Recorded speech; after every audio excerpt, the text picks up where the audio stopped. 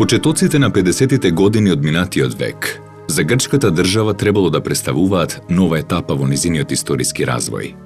Но 10-годишните војни судири, катастрофалните последици од граѓанската војна и повеќе деценискиот идеолошки раскол во грчкото општество ќе остават длабоки траги кои ќе продолжат да се рефлектираат и во овој период. За да ја обезбеди победата, Атинскиот режим ги продолжил физичкиот и правниот терор врз своите политички и идеолошки противници, пред се со комунистите, чија што партија била забранета со закон, но и со македонците, што активно биле вклучени во граѓанската војна на страната на Комунистичката партија на Грција. Од друга страна, Соединетите Американски држави и западните сили имале влијание во сите сегменти од секојдневниот живот на грчката држава, пред се поради потреба за зачувување на придобивките што ги стекнале по крајот на војната. Во такви околности, официјална Атина станала дел од студената војна. По завршувањето на граѓанската војна во Грција, на првиот попис кој што бил извршен, се констатирало дека околу 40 населени места, претежно во Егејска Македонија, веќе ги немало. Се работи најмногу за македонски села, во Леринско, Костурско, Воденско, кои што биле целосно избришани од географската карта на Грција. Од нив биле отстранети сите символи, дури и гробиштата и црквите кои што имале македонски надписи, со што за секогаш грчката држава сакала да го избрише споменот дека на тие територии некогаш живееле етнички македонци. Состојбата потоа била навистина ужасна, особено во тие први повојни години. Не може со точност да се утврди колка била бројката на македонците кои што останале таму, но и покрај сите притисоци и покрај политиката на терор, сепак се смета дека, особено во тој северозападен дел на Егејска Македонија, Костурско, Леринско и Воденско, останале повторно околу 250.000 македонци. На тој простор останали и понатаму села кои што биле чисти етнички македонски села. Фактички со капитулацијата на демократска армија на Грција, значи дојде на власт монархофашизмот, оние што нас не сака. И грчката влада, тогаш ова влада сега на Папандреу, беше на власт. Односно пред тоа нова демократија, а граѓанската војна во Грција прогласија за бандитска војна. И Грција не ја признаваше граѓанската војна во Грција. Према тоа, ако е бандитска војна и сите тие што учествуваа во војната, па и децата бегалци беа бандити. Greece after the civil war is a totalitarian Greece ruled by the utmost right wing of the parties that were very close to dictatorship and eventually parties that cultivated the territory for the dictatorship of 67. So the situation in Greece in the 50s, 60s and 70s were anything but something suitable for a democratic country. In words, there was a democratic country. We had elections and stuff, but we had also at the same time a state of terror. Го употребива тој период уште до крај да се пресметаат со македонците, етничките македонци во Грција. Значи, тоа одеше преку интернирање на македонци кои учествувале во граѓанската војна, праќање по островите, затварање, правење на нивниот живот со сите можни пречки, со намера тие да се иселат, одење во матичните служби каде што цели страници на каде што има македонци се кинети и фрлени, значи со цел да се избриши било каква трага на македонци и оневозможување на враќање на луѓе кои сакале да се вратат, меѓутоа имале македонски идентитет.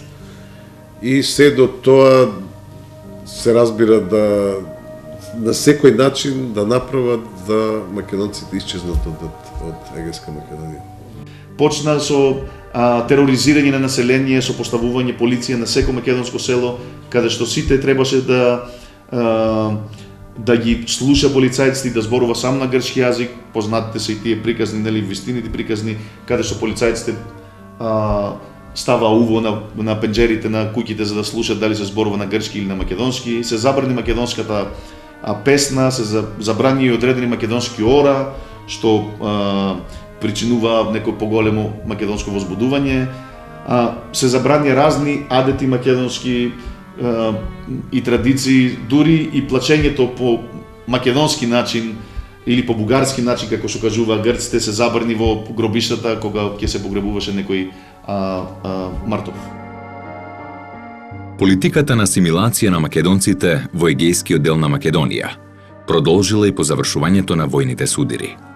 Властите во Атина го продолжиле курсот на трансформирање на националната свест кај негрчкото население, а нивниот план предвидувал целосна хомогенизација на грчката нација држава. Оттаму се наложила потребата од целосно губење на историската меморија кај македонците, што требало да се постигне преку менување на етничката свест и создавање грчка свест. Од друга страна, победата на режимските сили во граѓанската војна им отворила можност македонското прашање да го представат како непостоечки проблем. Новиот курс на грчката држава се темелел на тезата дека по екзодусот на поголем дел од македонците по граѓанската војна, останатото македонско население, кое продолжило да живее во рамките на грчката држава, се одликувало со наводна јасна грчка свест, односно дека тие прифаќаат асимилирање кон грчкото национално јадро. Политиката на така наречениот непостоечки проблем значила согласност на неприфаќање јавна дискусија на оваа тема, не само на меѓународен план, туку и во рамките на внатрешниот политички живот. Првпат ваквиот став во 1950 година во грчкиот парламент го изнал тогашниот министер за надворешни работи Јоанис Софјанопулос. Поранешниот грчки премиер Георгиос Папандреу на критиките упатени од неколку грчки десничарски весници дека во март 1965 година, за време на официјалната посета на Белград, ја понудил оваа табу тема за разговор, одговорил: "За Грција македонски проблем не постои, па според тоа не е можно тој да представува тема за разговор." Треба да имаме на ум дека на вистина имаше и релативна неутрална политика од тогашна Југославија. The Greeks, the Greek authorities, the Greek prime ministers and presidents that were talking about issues, bilateral issues with the Yugoslav colleagues, had a sort of, let's say, informal agreement with them. So the Yugoslav leadership would not raise the issue of Macedonians returning to Greece or the Macedonians living in Greece as a minority, as a Yugoslav minority or as a Macedonian minority. And from the other hand, the Greek authorities would facilitate these people that were living close to the border areas to come and work in Greece, people from Greece to come and easier to Yugoslavia, to Socialist Republic of Macedonia that was part of Yugoslavia, to work. Но не можеме да кажеме дека било целосно затворено македонско прашање. Многу пати во документи е посведочено дека официјална Југославија барала и се залагала за македонското малцинство, барало признавање на македонското малцинство во Грција. Имате во предвид дека во тој период македонските организации во Македонија се формираат голем број на организации на луѓе кои што се од Егејска Македонија. Сдруженија на егејците кои што на секој начин го манифестираат тоа. Им е дозволено на некој начин. Им е дозволено. Сето меѓутоа треба да имате во предвид дека 53 година е исклучен договор Балкански пакт меѓу Грција, Југославија и Бугарија и Турција. Θα σου πω ένα περιστατικό. Ο Ανδρέας Παπανδρέου είχε πάει κάποτε στο Βελιγράδι, την περίοδο που λέτε. Ήταν υπουργός εξωτερικών η Μίρκα Πλάνιτς, αν τη θυμάστε, του Τίτο, υπουργός εξωτερικών. Και κάτι του είπε για αυτό το πράγμα, ότι η ελληνική Μακεδονία είναι δικιά μας. Ο Ανδρέας Παπανδρέου απείλησε, σηκώθηκε όρθιος και απείλησε να φύγει από την επίσκεψη. Και το πήρε πίσω η Πλάνη. Проблемот на македонци од егејскиот дел на Македонија во Југославија Беше исто така едно прашање кое беше оптоварено со минатото, со историјата, и знам убаво дека Југославија имаше усвоена една теза да не ги расипуваме односите со Грција заради егејците. И никогаш нашиот проблем не бил поставен на дневен ред и беше табу тема дури да се зборува за македонци од егејско дел и така натаму. Југословенската надворешна политика во намера да ги одржува добрите соседски односи со Грција постојано ги потиснуваше таквите иницијативи, иако има документи дека такви иницијативи постоја од страна на македонската влада. Ако се прифати ваквиот став на грчката држава, дека по завршувањето на еднодецениските војни судири во Грција, повеќе не постои македонското прашање, односно не постојат етнички македонци, логично следува заклучокот дека тие во претходниот период постоеле на таа територија. Иако официјалната грчка политика го негира и тој факт, и покрај тоа што голем број историски документи, извори и се уште живи сеќавања го тврдат спротивното.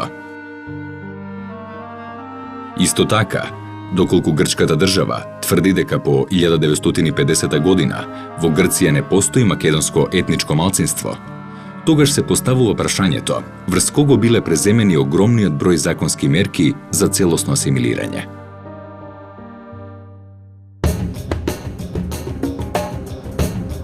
Во август 1953 година, грчкиот парламент го донел законот 2536-53, со кој се предвидувало на 60 километри од границата кон внатрешноста да се иселат нелојалните граѓани и на нивно место да се населат здрави елементи со потврдена грчка национална свест. За иселените македонци били изградени специјални населби, со цел да бидат под целосна контрола на власта. Со одредбите од истиот закон биле конфискувани недвижните имоти на македонците и им биле доделени на грци лојални кон режимот. Истовремено, националните фактори во Грција дошле до заклучок дека најдобар начин за исчезнување на компактното македонско малцинство во Западна Македонија била јазичната асимилација. Во обширниот извештај на К. Бендас, надзорникот за основните училишта во Костур, составен во 1951 година, читаме дека се барало да се постави систематски обид за јазична асимилација на туѓојазичните, за тие да добијат грчка национална свест. Истата година, Министерството за Северна Грција испратило упатство до Националниот сојуз на резервни офицери во Костур, во кој министерот Стариополус им советувал на резервните офицери, преку просвета и соодветен однос, да се постигне засилување на грчките национални чувства кај македонците, што по војната останале да живеат во Западна Македонија. Во упатството била потенцирана потребата македонците да станат не само грци по свест, туку и јазично, отфрлувајќи го туѓојазичниот идиом што го зборуваат меѓусебно во своите домови. Особено внимание привлекуваат така наречените посебни програми од периодот 1958-1963 година, донесени од страна на владата на Константинос Караманлис, чија што цел била постепена асимилација на туѓојазичното малцинство во Западна Македонија. Иницијативата за овие програми произлегла од водачот на Генералниот штаб за национална одбрана, генералот Фрондистис, кој до премиерот Караманлис испратил меморандум во кој биле посочени внатрешните и надворешните закани за грчката држава.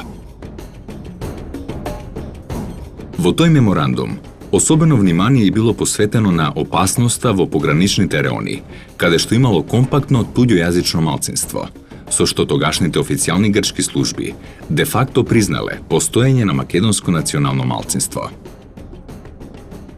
Во пакетот контрамерки било предвидено да се вклучат и Институтот за македонски студии и Балканолошкиот институт, чија што активност требало да биде насочена кон интелектуално спротивставување на македонската пропаганда. Со посебните мерки се планирало со секакви средства, образовни, полициски, војни и други, да биде остварена асимилација и погрчување на македонците. На крајот меморандумот била потенцирана потребата од неотповикливо одбивање за репатриација на македонското население што по војната е напуштило Грција. Карактеристично е од 1953 година до 1963 за време на владењето на Караманлис. Во тој период неколку пати формира и растура влада Караманлис, се така наречените посебни програми. Односно, најзначајните национални институции во тој период од грчката држава се ангажират за изнаоѓање на најсоодветни решенија за решавање на македонското прашање. Тие во историјата денес се познати како посебни програми. Односно се донесуваат голем број на меморандуми, извештаи и решенија кои се доставни денес за историчарите, кои го покажуваат мерките кои требале да бидат преземани за конечно решавање, односно асимилација на македонците во Грција. Голем број на интелектуалци кои во тоа време имале свое влијание во грчката политика пишуваат меморандуми, тоа доста големи меморандуми кои дават своји мислење за решавање на македонското прашање во Грција, односно за решавање на македонскиот проблем. Па така од иселувањето на македонците во јужните делови на Грција до протерување целосно на македонците. Пред се највеќе нив ги најголем проблем им представува јазикот, затоа се изнаоѓале најразлични начини како да се сузбие од формирање на детски градинки во македонските села, односно извлекување на децата од семејството уште од рана возраст и праќање во грчки пред се тоа во земјоделските фамилии. Значи, најчестата пропаганда била: вие сте земјоделска фамилија, треба да работите на ниве, ние од мали ќе ви ги гледаме децата, и се отварале најчесто во земјоделските села градинки, а целта била губење на јазикот уште од мала возраст, односно градење таа грчка национална свет. До 50-тите години, 60-тите години имаше таквите пусти островчиња како што беше во поранешната Југославија Голи оток. Ако некој беше против Тито, требаше да оде во Голи оток. Сега сите овие од нашите села што имаше роднини левичари, требаше сите роднини да одат во тие островчиња од Макронисос и другите години веќе да се на некој начин да се индиректно да се дискриминират луѓето, да ги терат дури да одат на емигрирање, така што многу роднини требаше да бегат и да одат да живеат, дали Австралија, дали Канада, дали преку океанските земји. Значи, ова е втор вид на некој начин празење на регионот. Во тој аспект се срушија многу цркви кои што беа изградени на негрчки стил, куќи кои што беа со македонска архитектура, за да стигнеме во поблиската денешнина, во поблиските во овие последните децении, каде што се ширеа разни пропаганди со смисла: не зборувате македонски, предежно кај жените тоа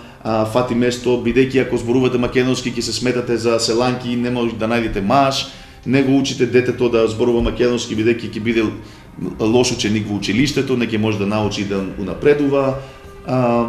Не се занимавате многу со македонските работи, со ора, со традиции, бидејќи не ќе можете да најдете работа, и разни некои такви лажни закани, но кои што за жал влијае во македонското население. Особено место во овој период заземаат заклетвите за неупотреба на македонскиот јазик во секојдневната комуникација меѓу македонците во Грција. Во 1959 година македонците биле принудувани масовно да се заколнуваат дека од тој момент нема да зборуваат македонски и дека ќе го потребуваат само грчкиот јазик. Во јули први се заколнале македонците од селото Тремено, Кајларско. На 2 август истото го сториле и жителите на селото Лудово, Костурско. А последно заколнато село, како што гласел терминот употребуван меѓу местното население, било селото Крапешница, Леринско. Вакво нешто во 20 век, особено во Европа, уште не е среднато, каде што имаме официјално заколнување на едно население, давање на заклетва дека нема да го говори својот мајчин јазик. Тоа е најстрашната од овие посебни програми што биле спроведувани.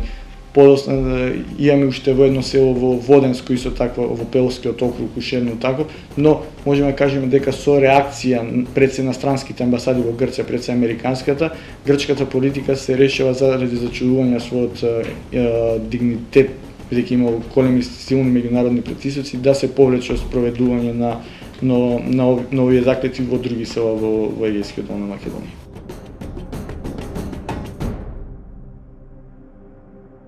Во овој контекст вреди да се спомене уште една јавна акција за асимилација на македонците. Станува збор за програмата наречена Запознајте ја Грција, организирана во периодот од 1963 до 1981 година од страна на тогашниот Кралски национален институт, а спроведувана преку екскурзии наменети за македонските младинци и нивните мајки. Според официјалните документи, програмата имала 3 цели: одмор, запознавање на земјата и зајакнување на националните чувства на сите учесници во екскурзијата. Во оваа програма биле опфатени околу 20.000 македонци од Егејска Македонија, а сите трошоци биле покриени од државната каса.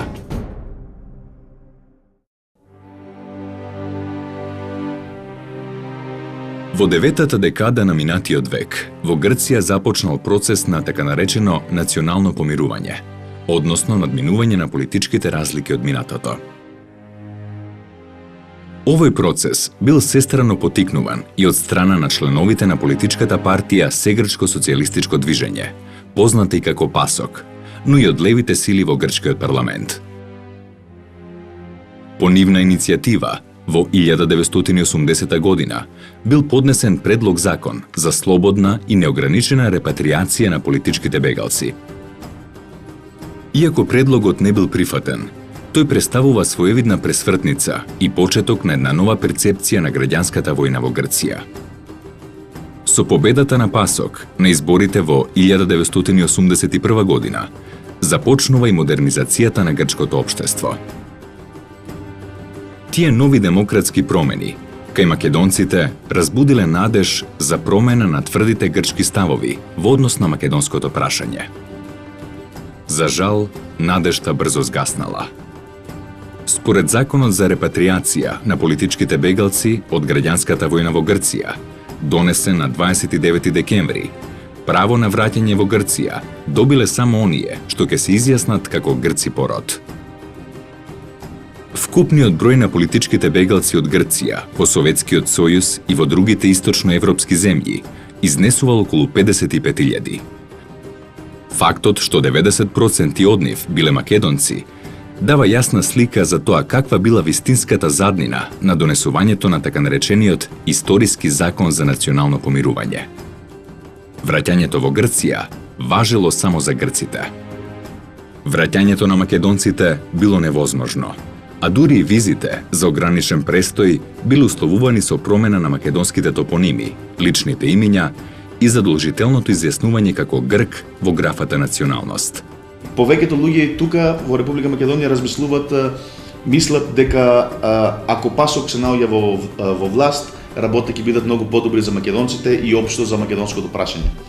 Тоа е голема грешка, бидејќи националната политика на Грција, без разлика која партија ќе дојде на власт, е иста. Додека беше на власт ПАСОК, беше донесен законот од 82 Скуларикис Генематас да не може да се вратат македонците политичките бегалци. Εμείς φοβόμαστε δηλαδή ότι τα παιδιά των ανθρώπων αυτών θα γυρίσουν εδώ και θα αρχίσουν μια προπαγάνδα κατά της ακεραιότητας της Ελληνικής Μακεδονίας. Единствено што Грција кажуваше беше дека сите тие што заминаа биле луѓе со не грчка свест и дека ако им се дозволи и ден денес што оправдување го кажуваат, ако им се дозволи да се вратат, ќе се создаде една малцинство од непостоечки идентитет кој што ќе ја наруши безбедноста на Грција. И така во суштина со тој закон грчката држава призна дека постојат и други луѓе не грци по род кои што живеа и живеат во Грција и така не е толку хомогена грчката држава кај што живеат само грци, гркофони, христијани православни. Се викам Ристо Милјановски и сум роден во село Статица, Коштурско и со голема задоволство јас дојдовме со мојата фамилија да си го видиме селово И тоа ни беше најголемата желба да дојдеме од Канада и да одиме и оние не вратија од граница. Многу ми е жал. Многу ми е жал. После 40 години патувам во Егејскиот дел на Македонија, во родниот крај, и јас сум многу среќен со моите другари, со моите пријатели, што денеска можеме ово нешто да го направиме. Од името на основните човечки слободи и права, ние, некогашните деца од Егејскиот дел на Македонија, сега како граѓани на повеќе земји во светот, Албанија, Бугарија, Демократска република Германија, Унгарија, Полска, Романија, Чекословачка, Советскиот сојуз, Југославија, Австралија, Канада и Соединетите Американски држави, го креваме својот глас против сите обесправувања на човекот, против сите облици на дискриминација, политичка, национална, расна, верска и културна.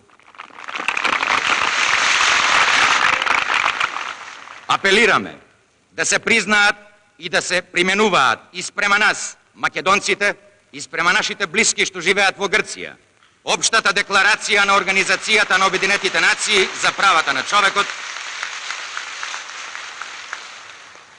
Европската конвенција за човечки права, завршните документи од Хелсинки и сите други документи на меѓународната заедница со кои се заштитува човештвото, неговата сегашност и неговата иднина.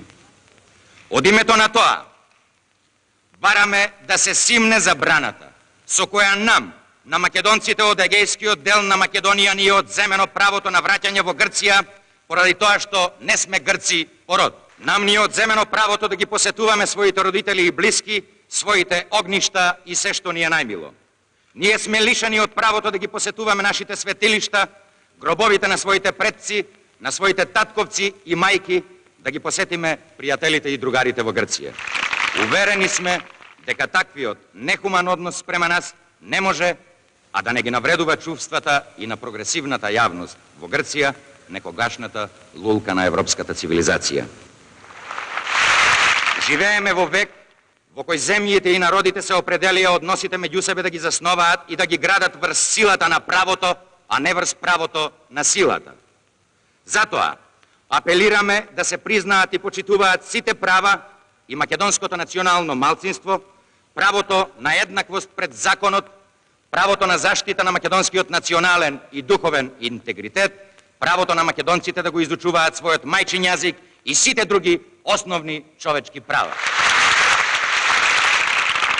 Националните малцинства што живеат на Балканот представуваат богатство и историска шанса низ културен надпревар на народите да се изградат цврсти темели на братска соработка и похумана човекова иднина со помош на меѓународната заедница и на сите прогресивни сили. Ние сме уверени дека конечно ќе се избориме против се она што ги разделува луѓето и народите, против сите видови неправди. Ние веруваме во подобра и во посветла иднина.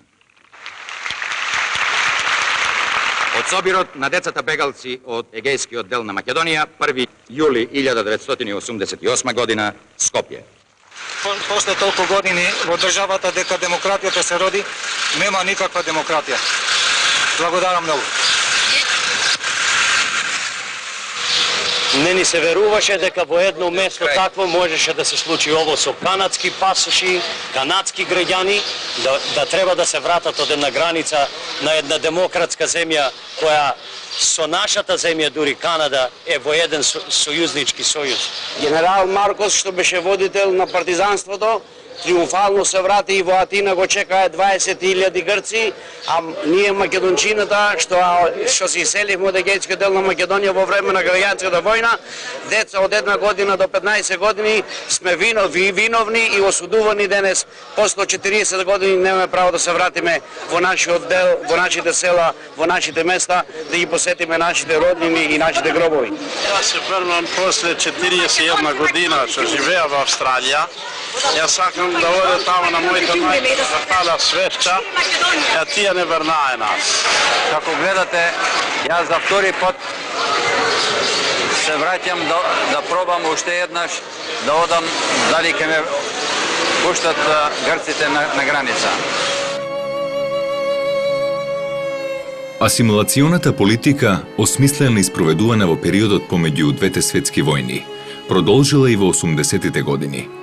Во извештајот на Грчката служба за државна безбедност од 1982 година, под наслов Упат против Македонија, се одредуваат насоките на действување за конечна асимилација на македонците во Леринската и Воденската околија.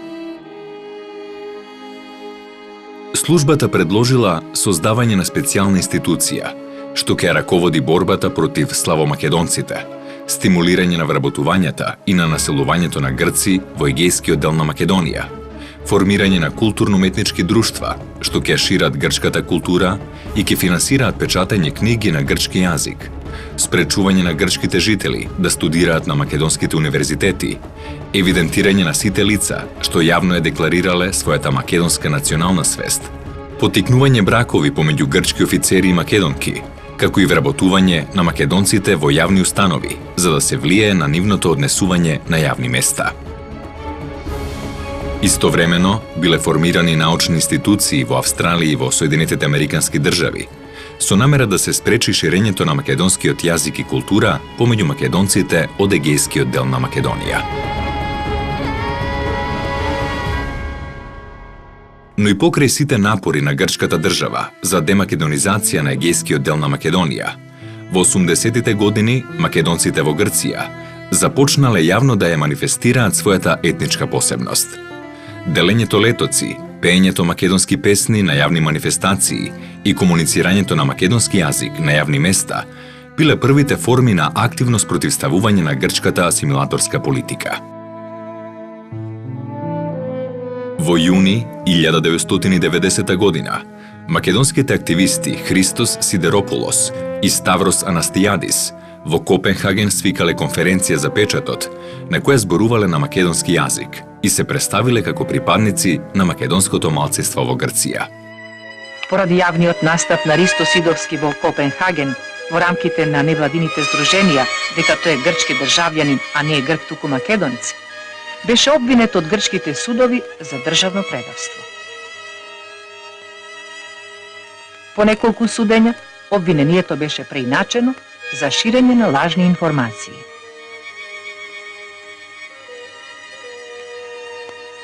Ристо Сидовски поради својата национална припадност, што призна во Копенхаген, е отпуштен од работа. Врз него е вршен невиден притисок да се откаже од своето потекло и е суден преку 25 пати. Бил создаден и тајниот комитет за човекови права, во чии начела можело да се сретнат барањата за слободна употреба на говорниот и пишаниот македонски јазик, за воведување на македонскиот јазик во основното и во средното образование, за развиток на македонската традиција и култура, за враќање на македонските имиња на населените места и други географски поими, за враќање на личните имиња на македонците во официјалните документи, враќање на македонските бегалци од егејскиот дел на Македонија, но и за укинување на антимакедонските закони и за слободно изучување и зборување за македонската историја. Потикнати од оваа организација, македонците во некои населени места започнале да зборуваат и да пишуваат на македонски јазик, да ги практикуваат народните обичаи, да создаваат народни оркестри што исполнувале македонски народни песни, а во неколку наврати, во неколку села, биле урнати статуите на грчките андартски војводи. Овој таен комитет, кој во меѓувреме се прекрсти во македонско движење за балкански просперитет, имал и свое гласило, насловено Моглена, чиј прв уредник бил свештеникот Никодим Царкњас. Со помош на грчкиот Хелсиншки комитет, во текот на 1994 година, во посета на Европскиот парламент, заминала тричлена делегација на македонското движење за балкански просперитет.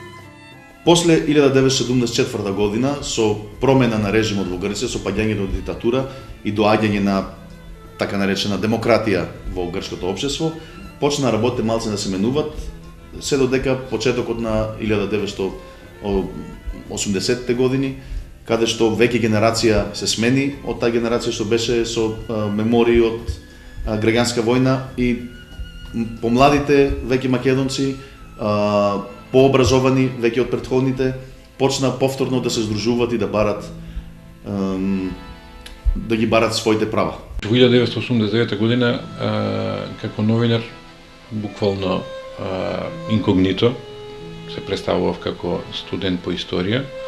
Влегов во Егејска Македонија. Некои од средбите ги од интервјуата со тогаш се уште анонимните активисти на македонското движење ги вршев во колиба на нива среден оки, под гази на лампа. Толку беше стравот влејан меѓу нив да за да никој не ги види, никој не ги осети дека тие прават нешто прават некаква непријателска дејност. Околу ово релативно и паралелно разбутување со надеж дека ќе може да се добие нешто, се формират првите движења. Тоа се вика таен комитет. Македонски комитет, таен. Така што почнуваат, условно речено, формирање на илегална организација, пишување на некои си памфлети. Во средбите со селаните, со граѓаните по селските кафеанчиња, тоа беше исто така една неверојатна атмосфера во смисла на нивно олеснување на душата да му кажат некому од другата страна на границата, односно на некој македонец, особено новинар, нели, да си олеснат душата и да ги кажат маките на македонски јазик пред македонски новинар. Се до оној момент додека не се појавеше на вратата во кафеаната некој полицаец или некој цивилно лице кој што они нели го препознаваат како режимско или како шпионски елемент во селото. Веднаш во истата секунда целата кафеана, сите мои соговорници, сите што собрани на масата, веднаш се префрлува да зборуваат на грчки јазик. Почнуваат дури на ниво на музика, разбудени македонци за прв пат од свадба 2-3 пати, во зависност дали се храбри ова фамилија што ќе направи таков начин на свадба со македонска песна, веќе во 2-3 села, Овчарани, Забрдани, Карпешина, Волеринска околија, тие познатите националните, односно селските слави, полека почнува да се формира, значи, алтернативно движење, а 88-9 година веќе решат да пробат да регистрират културно друштво со име и презиме, Дом за македонската култура. Тоа се случи од 1983-1984 година со формирање на Макиве, тоа значи Македонско движење за балкански просперитет, ако го преведеме по македонски, каде што македонци од разни места каде живеат македонци во Грција се здружија и одлучија да се борат за да ги остварат нивните права. Таа организација, тоа движење постоеше се до 1994 година, кога одлучија веќе членовите на Макиве дека како обична организација не можат многу да успеат да ги остварат правата и дека ако формират партија, тоа ќе биде уште подобро, бидејќи по-сериозно ќе ги сваќат нивните барања во Грција и во меѓународните организации во Европа и пошироко во светот. И така во 1994 година се формираше партијата Виножито. Кога ние бараме 1994 година беше одбиено од грчките судови. Имаше интервенција од Европскиот парламент, се викаше тогаш Европска парламентарна група со името Rainbow, Виножито, 16 пратеници, како што рековме, и корсиканци, каталунци и други интервенирале тогаш до грчката војска, во грчката влада и така успеавме да се регистрираме. И до ден денес постои партијата и се бори за остварување на правата на македонците во Грција. Денес Виножито представува политичка партија, раководена од Централен совет и политички секретаријат. Заради спречување на можноста грчката држава да врши притисок врз еден член на организацијата, партијата има колективно председателство.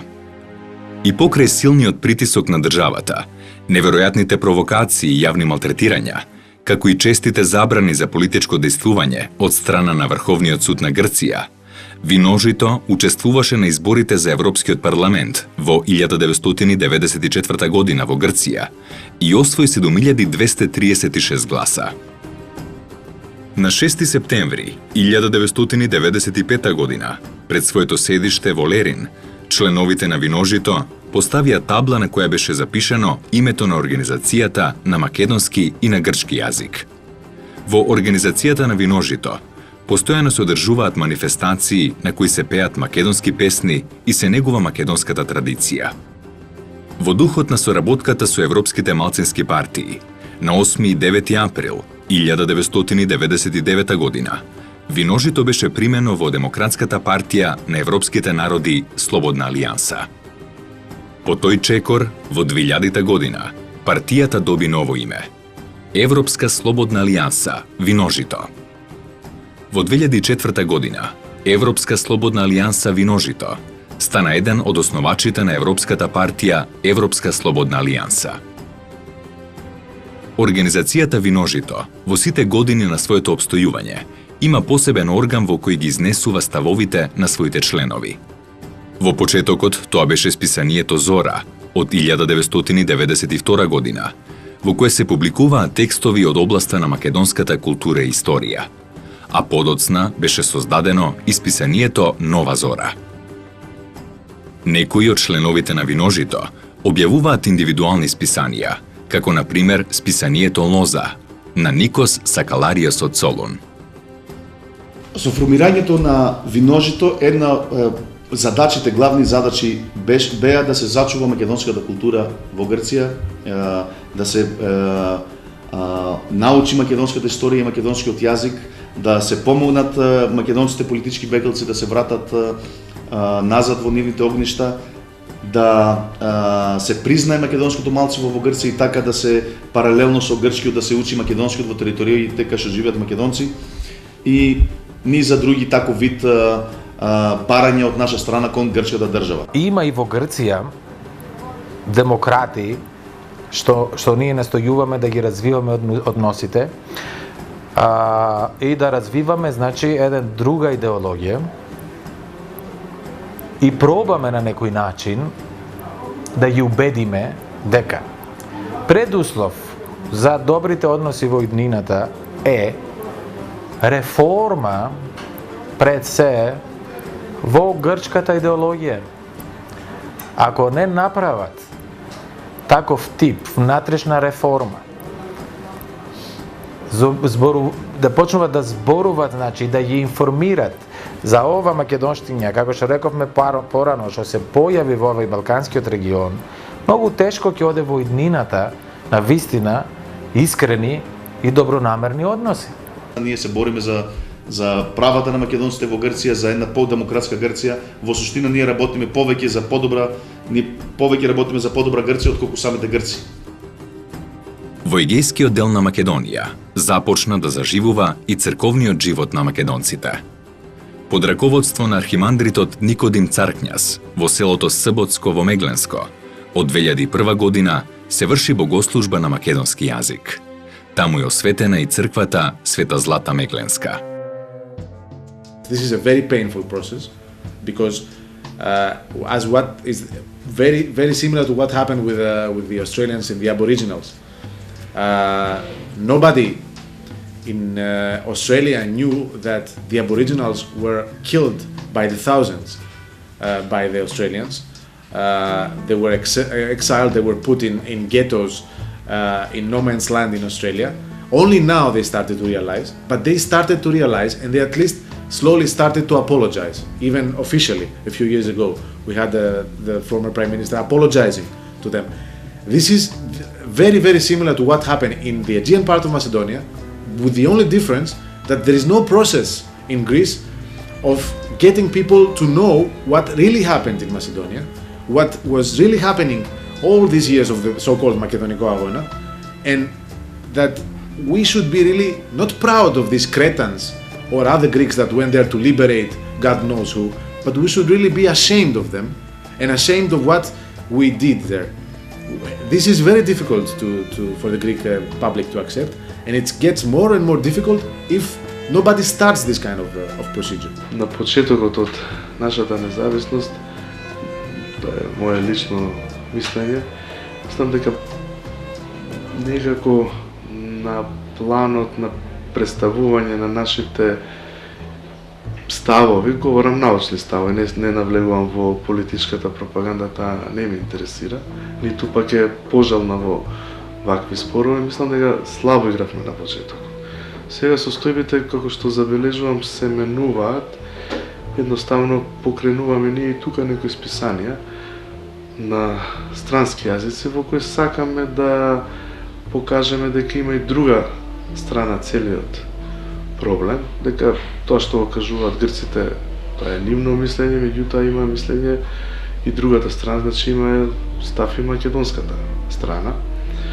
Се повеќе сме присутни на меѓународни конференции, научни конференции, говорам на кои што ги изразуваме нашите ставови, колку што забележувам сега и диаспората е многу поактивна на тој план во презентација на нашите ставови, така да сега состојбите се многу подобри. Ако некој во некој, односно некогаш во некои периоди беше таму тема и таму да се спомне, нели, за наше право, имот и така натаму, сега морам да истакнам дека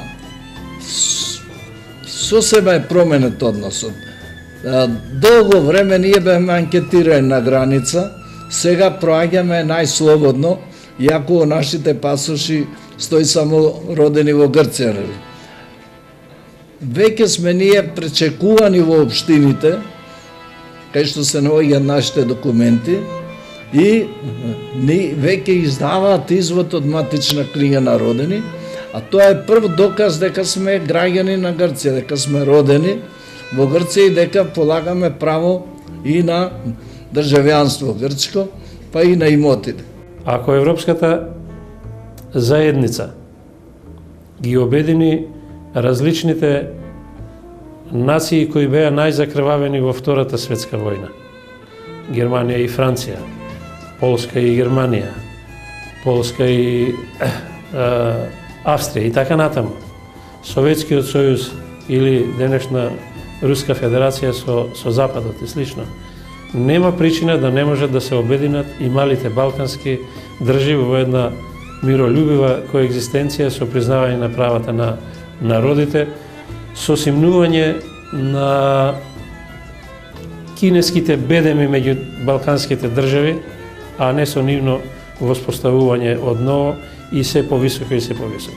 Ξέρετε, ο Winston Churchill είχε πει κάποτε ότι η Ελλάδα παράγει πιο πολλή ιστορία από όσο μπορεί να καταναλώσει. Θυμάμαι το αγγλικό. Παράγει πιο πολλή ιστορία από ό,τι μπορεί να καταναλώσει. Τόσο πολλή ιστορία που τα έχει χάσει. Δεν ξέρει τι να πρωτοδιαλέξει και κυρίως τι να επιλέξει για τη μελλοντική της πορεία. Και είναι απλό να καταλάβουμε ότι στην Ευρωπαϊκή Ένωση και με τις αρχές και τις αξίες που έχουν ψηφίσει οι λαοί πια μετά από όλους τους πολέμους κλπ. Σημαίνει ότι είσαι διαφορετικός, σε σέβομαι, μπορεί να μην συμφωνώ μαζί σου, αλλά μπορείς και εσύ να υπάρξεις δίπλα μου, να υπακούσεις τους νόμους και ενδεχομένως τα άλλα όλα τα συζητάμε. Όταν αισθάνεσαι αμυντικά ως διεθνές υποκείμενο, τότε φοβάσαι όλο τον κόσμο.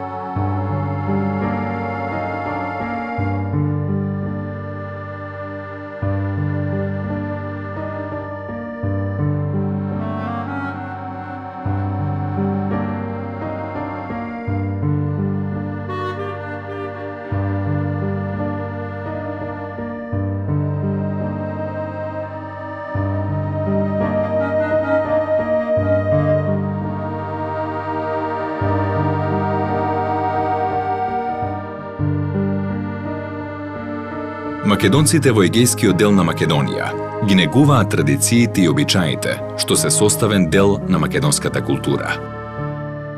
Во некои населени места, како на пример градот Воден, Кајлари и особено селото Овчарани, се организираат фестивали со тенденција за афирмација на посебноста на македонците во Грција и на заложбите за признавање на нивните основни човекови права.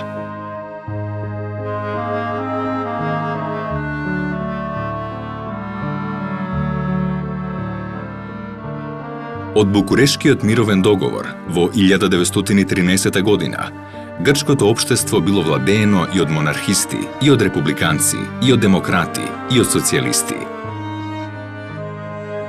Сите нив ги поврзувала една заедничка платформа – денационализацијата и асимилацијата на македонците во Грција. По самостојувањето на Република Македонија во 1991 година, таа политика уште повеќе добива на жестина.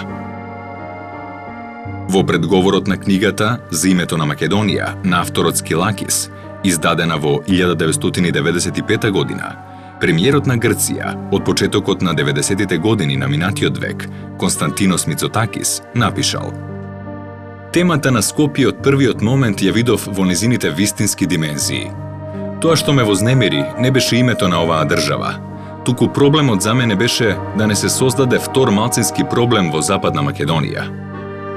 Ако на проблемот со муслиманското малцинство му се додаде и проблемот на славомакедонското малцинство, тогаш ситуацијата ќе стане неиздржлива за грчката надворешна политика. Но и покрај својот интензитет во текот на цели 100 години, ваквата политика имаше само делумен успех.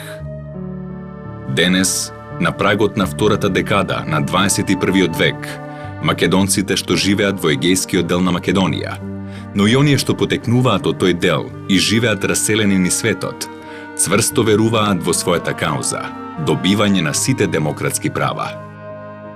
Не постои ниту една сила на овој свет што може да го врати времето наназад, да ја избрише историјата и да го поништи македонското мечтаење за човечко достоинство.